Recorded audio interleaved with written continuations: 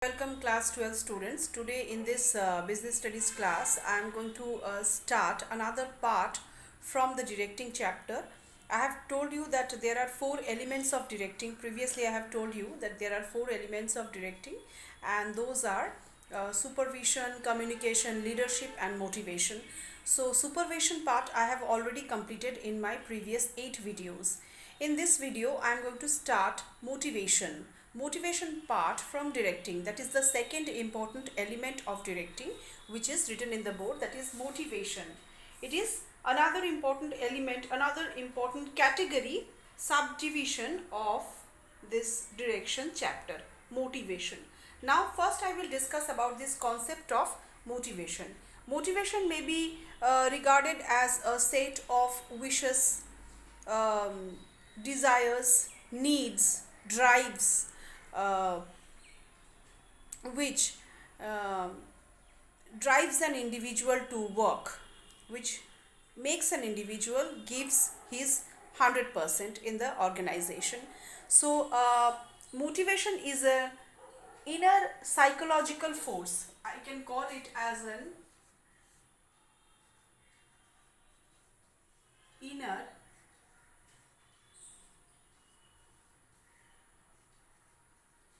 psychological force which drives some person, which drives someone to work. So it activates and compels the individual to behave in a particular manner. Motivation may also be defined as the process which inspires an individual to contribute his best of his capability for the achievement of any organizational goals. So motivation stimulate the individual's actions in order to accomplish any objective.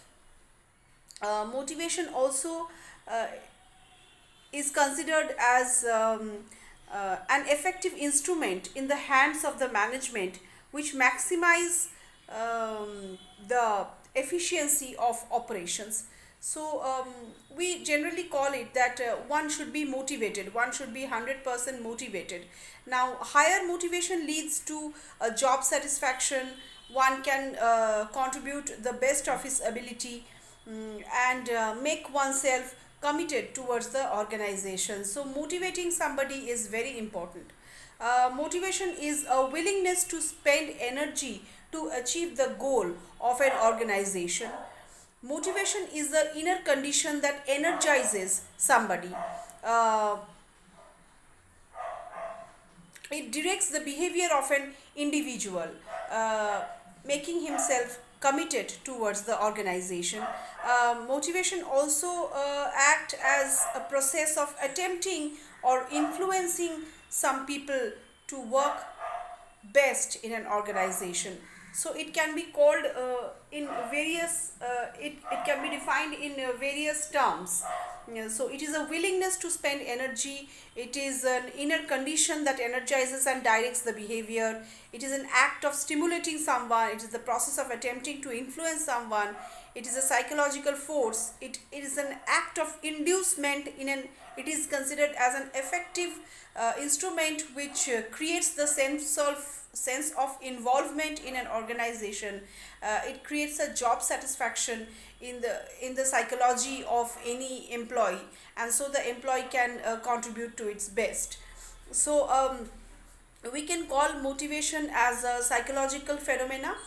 Motivation is a psychological phenomena which is working within the individual. It changes the mind game of any individual employee.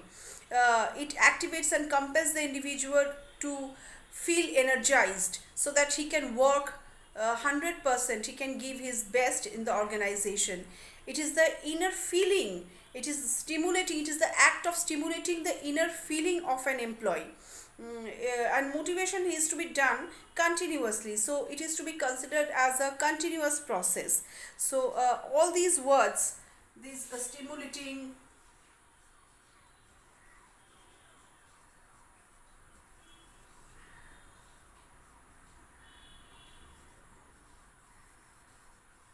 inducement, energizing, influencing, all these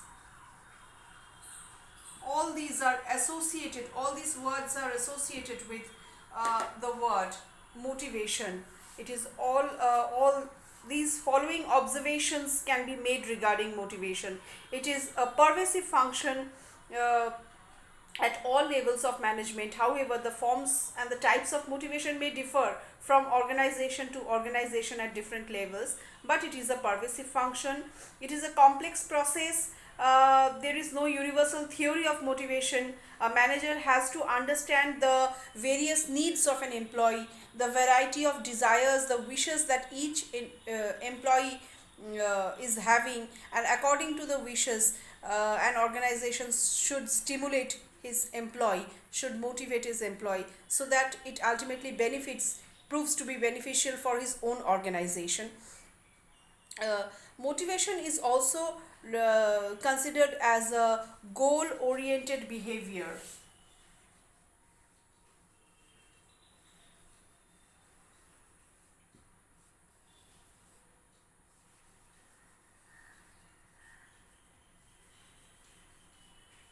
Why a goal oriented behavior? Motivation, um, every individual has their own set of needs, own set of mind at a particular point of time, but once a want is satisfied, another want appears, and this process goes on uninterruptedly.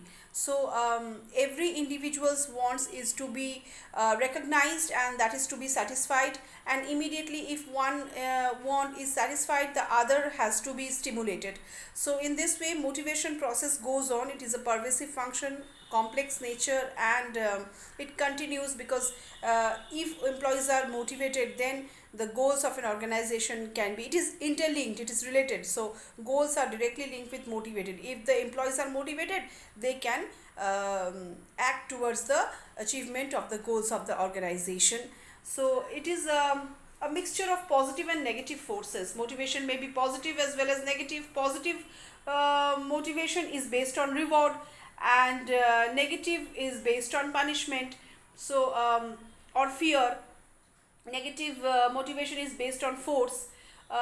Force causes works to act in a certain way, and reward causes the workers to act in a certain way. If you are rewarding somebody, then he may have positive feelings towards the organization. Through his in his psychology, there may be positive feelings growing for the organizations, and thus it can prove to be beneficial.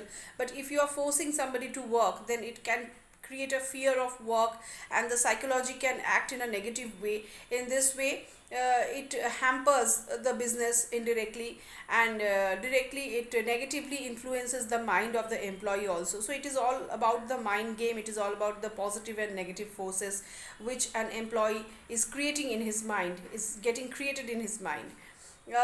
Motivating force and its degree may differ from individual to individual, depends on his personality, need, competence, and other factors. Financial and non-financial benefits also are related with this. If the pay, allowances, bonus, rewards, and other financial facilities are there in the form of increment, then there can be other non financial motivation which relate to the organization. Admiration, affection, participation, appreciation can also be there. These are non monetary, but these can act as an important tool of motivation. So motivation can come in different forms. It can come in financial form also, in non financial form also. So everything depends on how the organization wants to motivate its employees. So this is all about the motivation and its features. In my next class I will come up with another important topic from this motivation. Till then, goodbye.